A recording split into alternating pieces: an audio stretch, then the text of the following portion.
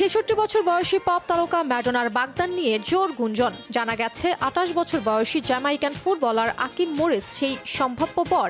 বিশ্ব নন্দিত এই pop icon ২ জানুয়ারি ইনস্টাগ্রামে কিছু ছবি পোস্ট করেন, যার একটিতে তার বাম হাতে দেখা যায় বড় ডায়মন্ড রিং। আরেক ছবিতে ম্যাডোনা আকিমের সাথে পোজ দেওয়া অবস্থায় ক্যামেরাবন্দী হন।